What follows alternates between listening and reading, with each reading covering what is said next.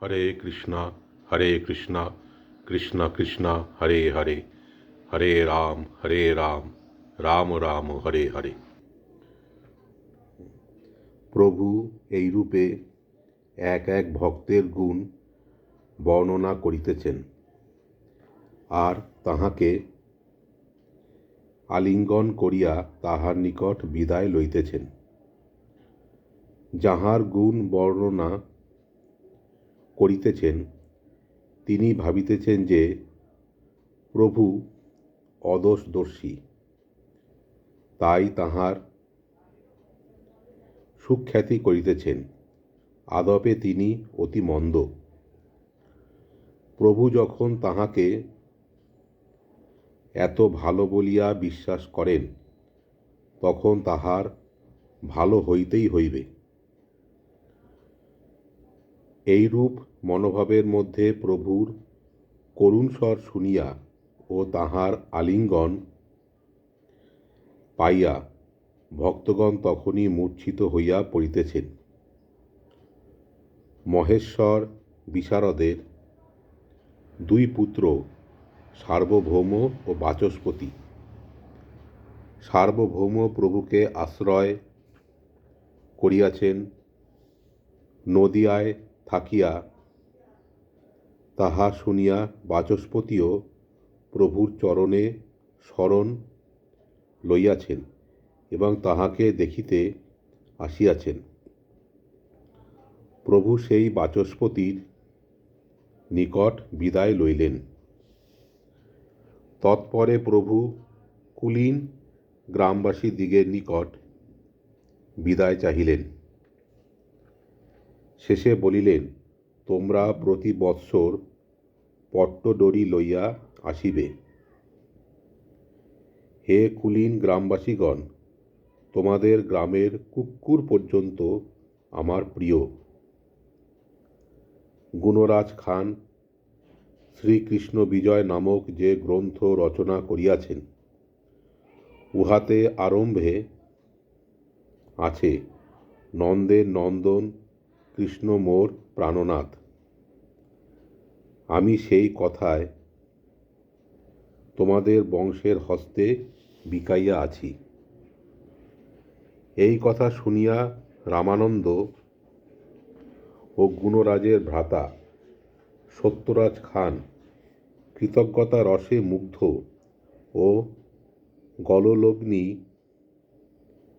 কৃতবাস লইয়া প্রভুকে প্রণাম করিলেন। সেই সময় তাহারা প্রভুকে প্রশ্ন করিলেন, বৈষ্ণব কাহাকে বলি? প্রভু বলিলেন, যে কৃষ্ণ নাম করে সেই বৈষ্ণব। সে যদি দীক্ষা না পায় কি পুরস্চরণ না করে তবুও সে বৈষ্ণব। অনেকে বলেন, গুণরাজ খানের শ্রীকৃষ্ণ বিজয় বাঙ্গালার প্রথম কাব্যগ্রন্থ। তারপর শিবানন্দ সেনের দিকে চাহিয়া প্রভু বলিতেছেন, তুমি আমার নিজজন। এই সব ভক্তকে তুমি প্রতি বর্ষে পালন ও রক্ষণাবেক্ষণ করিয়া আনিয়া থাকো। তোমাকে আর একটি ভার দিব। ইহা বলিয়া শ্রী গৌরাঙ্গ মুকুন্দের দাদা বাসুদেব দত্তের পানে চাহিয়া বলিলেন, বাসুদেব গৃহী, ইহার সঞ্চয় প্রয়োজন, কিন্তু উনি উদার চরিত, যে দিবস যাহা পান তাহাই ব্যয় করেন। তুমি ইহার সংসারের ভার লইয়া যাহাতে ইহার কিছু সঞ্চয় হয় তাহা করিবা। এই কথায় পাঠক অবশ্যই বুঝিতেছেন যে ইহাদের উভয়ের বাড়ি কাঞ্চনপল্লী বা কাঁচনাপাড়ায়। তারপর প্রভু বলিলেন, বাসুদেব দত্তের কথা কি বলিব। তিনি একটি বস্তু, নিরীহ, লাজুক, দয়ালু ও ভক্ত। শ্রীকৃষ্ণ প্রেম হইলে যতগুলি গুণ উপস্থিত হয়, সমুদায় তাহাতে হইয়াছে। প্রভু তাহার গুণ বর্ণনা আরম্ভ করিলে বাসুদেব বিশেষ লজ্জা পাইলেন। ক্রমে তাহার আত্মগ্লানি উপস্থিত হইল। তিনি ভাবিলেন যে শ্রী ভগবান তাহার স্তুতি করিতেছেন, অথচ তিনি অতি মলিন। ইহাতে তাহার নিতান্ত অপরাধ হইতেছে। ইহা অপেক্ষা অধিক দণ্ড আর নাই। শ্রী ভগবান তাহাকে সাধুবাদ দিতেছেন। সে ঋণ শোধের একমাত্র উপায় সিদ্ধান্ত করিয়া তিনি প্রভুর দুটি চরণ ধরিয়া বলিলেন, প্রভু দয়াময়, তুমি সর্বশক্তি সম্পন্ন, সবই পারো। তোমার জীবগণের দুঃখে ব্যথিত হইয়া তুমি তাহাদিগকে উদ্ধার করিতে আসিয়াছ।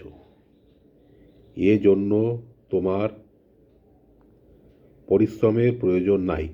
তুমি জীবের সমুদায় পাপ আমাকে দাও,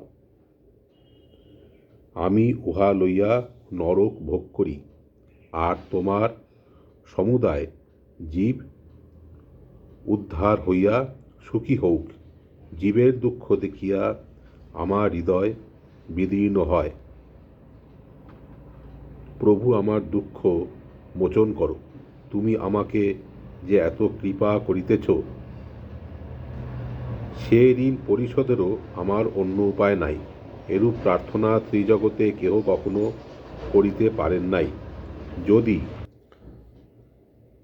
এরূপ প্রার্থনা কেহ করেন, সে মুখে, কিন্তু বাসুদেব ভক্ত শিরোমণি।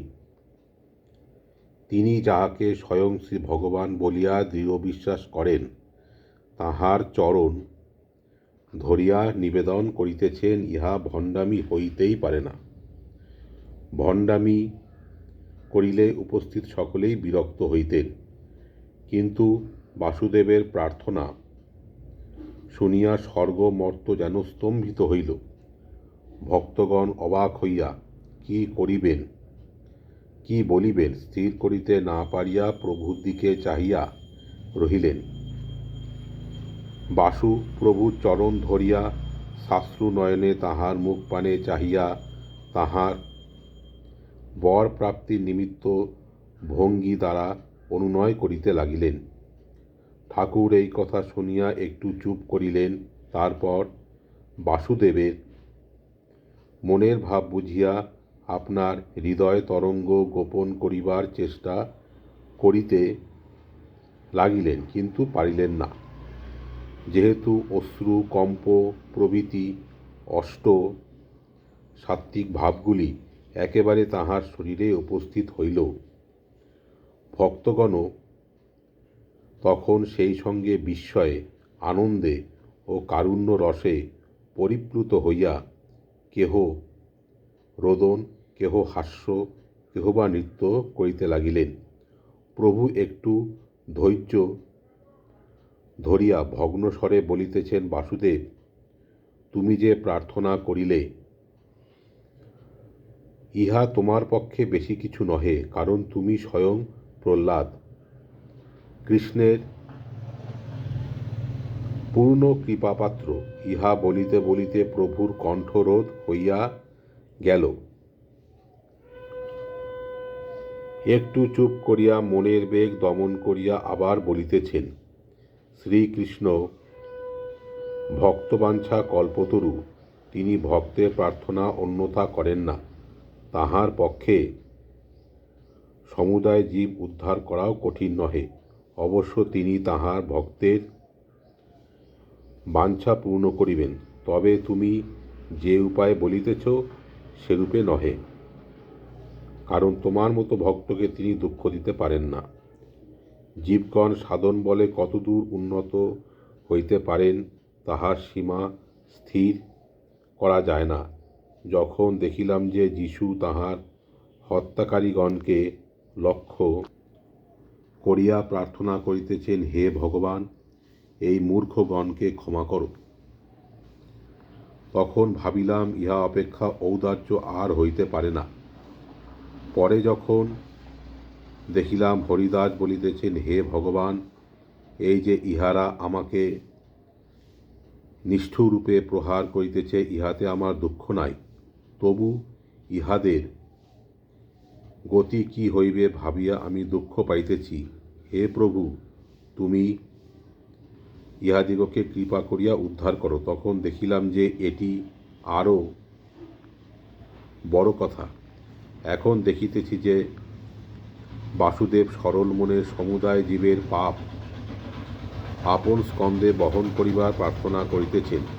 এরূপ কথা কখনো শুনি নাই, আর যে শুনিব তাহা মনে কখনো উদয় হয় নাই। ইহা অপেক্ষা বড় কথাও অননুভবনীয়। শ্রী গৌরাঙ্গ কি বস্তু তাহা তাহার ভক্তগণে মাহাত্ম্য হইতে কিয়ৎ পরিমাণে অনুভূত হইতে পারে। কথায় বলে, ফল দেখিয়া বৃক্ষের বিচার হয়। শ্রী গৌরাঙ্গ কি বস্তু আর তাহার প্রচারিত ধর্ম কিরূপ শক্তিসম্পন্ন তাহা তাহার ভক্তগণকে দেখিয়া বিচার করুন। তারপরে শ্রী গৌরাঙ্গ শ্রীবাসকে সম্বোধন করিবেন ভাবিয়া তাহার মুখপানে চাহিলেন। অমনি শ্রী প্রভুর একেবারে শ্রী নবদ্বীপ স্ফূর্তি হইল। শ্রীবাস তাহার পিতার বন্ধু, তাহার প্রতিবাসী ও তাহার মাতৃসখী মালিনীর পতি। শ্রীবাসের বাড়ি তাহার নবদ্বীপ লীলার বৃন্দাবন। তখন তিনি যে নিমাই পণ্ডিত, নবদ্বীপে তাহার বাড়িঘর আছে, তাহার বৃদ্ধা জননী জীবিতা, যুবতী ঘরণী বর্তমান, আর এ সমুদায় বিসর্জন দিয়া তিনি এখন বৃক্ষতলবাসী হইয়াছেন। এ সকল কথা একেবারে তাহার হৃদয় মাঝে উদিত হইল। তাহার শৈশব ক্রীড়া, তাহার বিদ্যাবিলাস, তাহার গৃহ ও ফুলের বাগান, তাহার মাতার সেবা, তাহার প্রিয়ার বিয়োগদশা পরের পর মনে উদিত হইয়া শ্রী নিমাইয়ের হৃদয় ছিন্ন ভিন্ন করিয়া ফেলিল। হরে কৃষ্ণ।